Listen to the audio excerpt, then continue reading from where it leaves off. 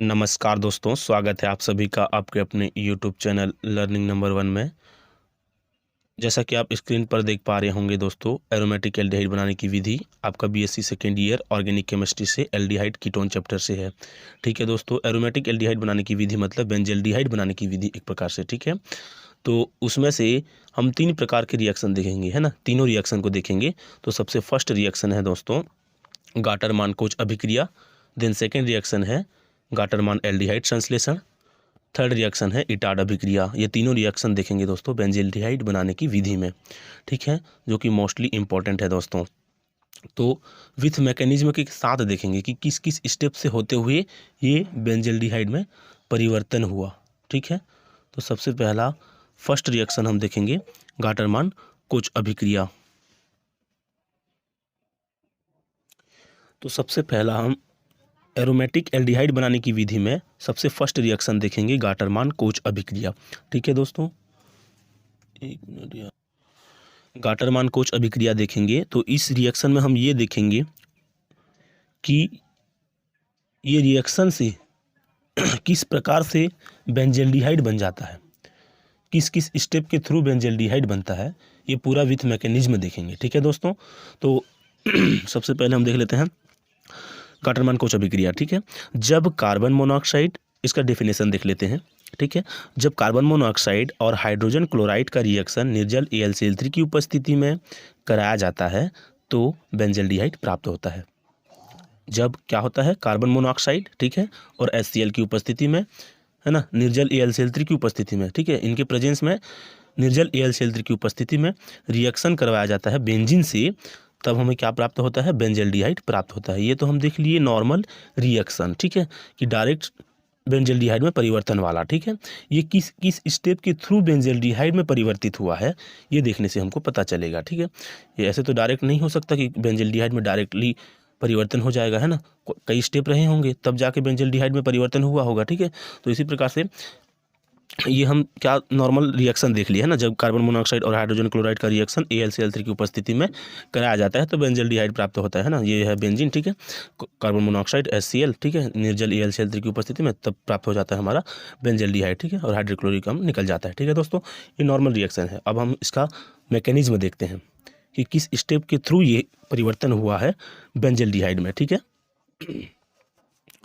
तो सबसे पहला फर्स्ट स्टेप है ना, फर्स्ट स्टेप में है दोस्तों निर्जल AlCl3 की उपस्थिति में कार्बन मोनोऑक्साइड सबसे पहले CHO+ आयन बनाता है। ठीक है, क्या होता है, निर्जल AlCl3 की उपस्थिति में सबसे पहले CHO आयन बनाता है कौन हाँ, देख लीजिए, जब कार्बन मोनोऑक्साइड और HCl का रिएक्शन है ना हम करवाते हैं तो ऑब्वियसली कार्बन पर प्लस चार्ज होगा, क्योंकि मोर इलेक्ट्रोनेगेटिविटी है ऑक्सीजन की अपेक्षा, है ना।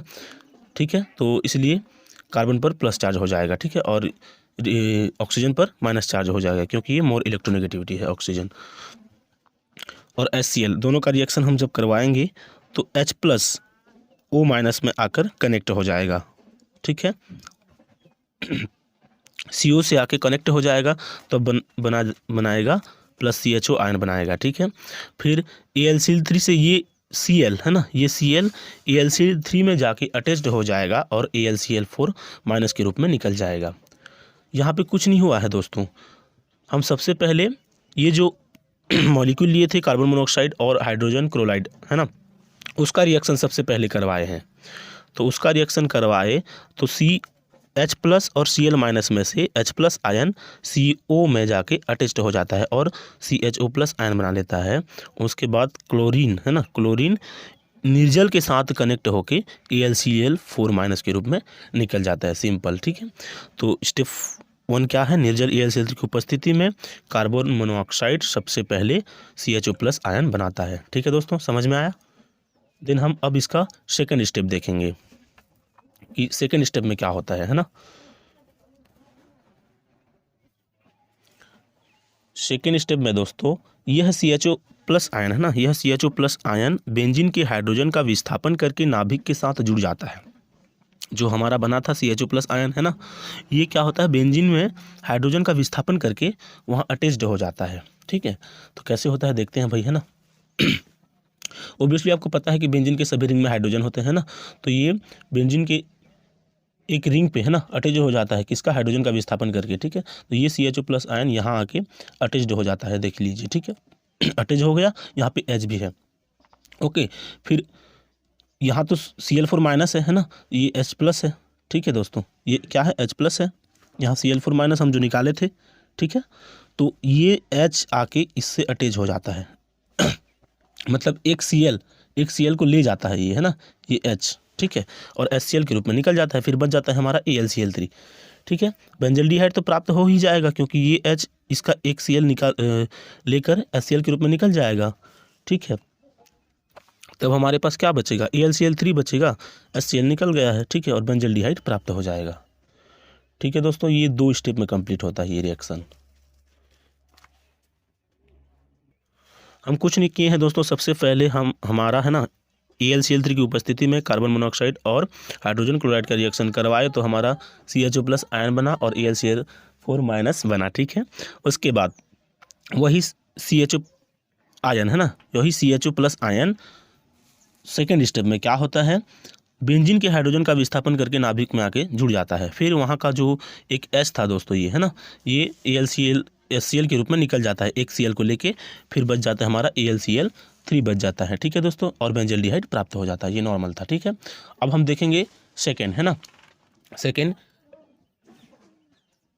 एल्डिहाइड संश्लेषण रिएक्शन। अब हम देखेंगे एरोमेटिक एल्डिहाइड बनाने की सेकंड रिएक्शन, है ना, गाटरमान एल्डिहाइड संश्लेषण। सबसे पहले हम देख लिए गाटरमान कोच रिएक्शन, अब हम देखेंगे सेकंड गाटरमान एल्डिहाइड संश्लेषण। इसमें भी कैसे किस किस स्टेप से होते हुए, है ना, बेंजल्डिहाइड प्राप्त होता है, विथ मैकेनिज्म देखेंगे दोस्तों सबसे पहले, है ना। तो सबसे पहले हम देख लेते हैं इस रिएक्शन में क्या होता है ना। बेंजीन हाइड्रोजन साइनाइड व हाइड्रोजन क्लोराइड के साथ निर्जल AlCl3 की उपस्थिति में बेंजल्डिहाइड प्राप्त होता है, बेंजीन हाइड्रोजन साइनाइड, ठीक है, और हाइड्रोजन क्लोराइड वही छेद दोस्तों, है ना। AlCl3 की उपस्थिति में करवाते हैं बेंजीन से रिएक्शन, है ना, तब हमारे क्या बनता है, बेंजल्डिहाइड बनता है। तो देख लेते हैं सबसे पहले नॉर्मल रिएक्शन देख लेते हैं इसका, है ना। ये है बेंजीन दोस्तों, है ना, फिर HCN हाइड्रोजन साइनाइड, ठीक है, फिर हाइड्रोजन क्लोराइड, AlCl3 की उपस्थिति निर्जल, ठीक है, एनहाइड्राइड, ओके, फिर हमारा क्या बन जाता है, बेंजल्डिहाइड, और NH3 के रूप में निकल जाता है। तो ये किस किस स्टेप के थ्रू निकलता है इसका हम मैकेनिज्म में देखेंगे, ठीक है। ये तो था नॉर्मल रिएक्शन, है ना, और उसका डेफिनेशन। जब बेंजीन का रिएक्शन हाइड्रोजन साइनाइड व हाइड्रोजन क्लोराइड के साथ निर्जल AlCl3 की उपस्थिति में बेंजल्डिहाइड प्राप्त हो जाता है, ठीक है। ये नॉर्मल रिएक्शन है और उसका ये रिएक्शन के अकॉर्डिंग डेफिनेशन है, ठीक है, गाटरमान एल्डिहाइड संश्लेषण का। देन इसका हम अब मैकेनिज्म देखेंगे किस स्टेप से होते हुए ये बेंजल्डिहाइड में परिवर्तन होगा, ठीक है। तो सबसे पहला फर्स्ट स्टेप हम लोग देखेंगे दोस्तों हाइड्रोजन साइनाइड, है ना, सबसे पहले हाइड्रोजन साइनाइड और हाइड्रोजन क्लोराइड का हम रिएक्शन करवाएंगे आपस में, ठीक है, फर्स्ट स्टेप में। तो